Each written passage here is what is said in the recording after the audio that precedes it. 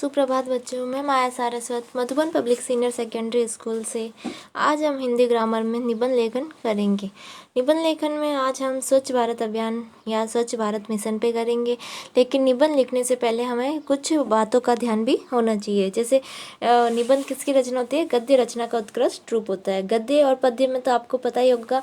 गद्य तो जैसे ये अभी दिया हुआ है, ये तो गद्य टाइप का। पद्य में क्या होते हैं? श्लोक वगैरह या कोई कहानी वगैरह लेखन, ये होता है पद्य रचना है।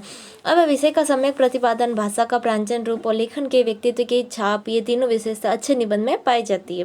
निबंध रचना का क्या होती है कि कुछ विशेषताएं भी होनी चाहिए। निबंध का अर्थ है भली भांति जो बंधी हुई रचना, यानी कि निबंध में जो विचार आपसे पूछा, जैसे आपको कोरोना पे दे दिया या आदर्श विद्यार्थी दे दिया या फिर स्वच्छ भारत मिशन दे दिया, तो उसमें कार्य और कारण दोनों का संबंध होना जरूरी है। आपको स्वच्छ भारत पे दिया ना, आप लिख रहे हो कोरोना पे लिख रहे हो या आदर्श विद्यार्थी, तो ये आपकी स्पष्ट रचना नहीं होती कि आपको पूछा है कि आप लिख क्या रहे हो। फिर है निबंध की जो भाषा होती है वो सरल और सहज होनी चाहिए और जो विद्यार्थी को समझ या आगे वाले को जो पढ़ रहा है उसको समझ आनी चाहिए।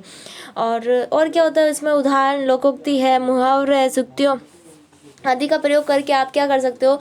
इस निबंध को और भी रोचक बना सकते हो। या फिर ये जो निबंध आप स्टार्ट कर रहे हो तो उसमें प्रस्तावना डालो, फिर उसमें बीच में जो क्या बात है वो करो, फिर इसका उद्देश्य लिखो और साथ में इसके लाभ और हानि है कुछ। अगर पर्यावरण प्रदूषण का है इससे जुड़े हुए तो लाभ हानि ये सब डालो।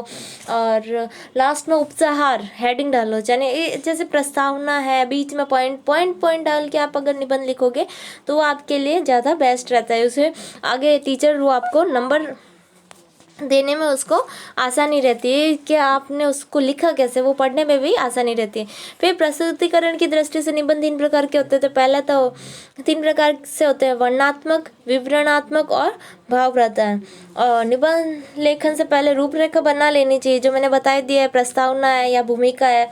फिर ये जो सेकंड होता है, ये बीच में विषय का प्रतिपादन, यानी कि आपने इसके बारे में क्या लिखा है, विषय क्या डाला है। और ये बीच में आह्वान, यानी कि ये टोटल विषय। पहले तो होती है प्रस्तावना और सेकंड जो पेज होता है वो आपके रहता है सेकंड, यानी कि लास्ट में आपके उपसंहार रहता है। इन चीज़ों का आपको पूरा ध्यान रखना है कि आपको स्टार्ट प्रस्तावना से करना है और ख़त्म आपको उपसंहार पे करना है। ठीक है।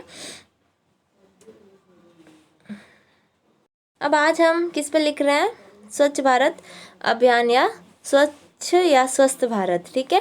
स्वच्छ भारत मिशन किसने शुरू किया है? हमारे प्रधानमंत्री श्री नरेंद्र मोदी जी ने। तो आपको स्टार्टिंग से आपको ये लाइन नहीं लिखनी है कि नरेंद्र मोदी जी ने शुरू किया है ये वो, आपको ये बात बाद में डालनी है। पहले तो आपको क्या करना है? प्रस्तावना में आपको लिखना है स्वच्छता का अर्थ साफ सफाई से है। साफ सफाई से रहना या साफ सफाई में रहना मनुष्य का अति आवश्यक है, क्योंकि इसके पीछे हमारी निरोगी काया। अगर आप स्वच्छ रहते हो, साफ रहते हो, तो आपकी काया भी निरोगी रहेगी, वरना आप हमेशा बीमार रहोगे। अगर आप बुखार में भी, नॉर्मल बुखार है तो आप उठोगे, पूरे टाइम सोते रहोगे तो आप खुद को बहुत ही कमज़ोर महसूस करोगे।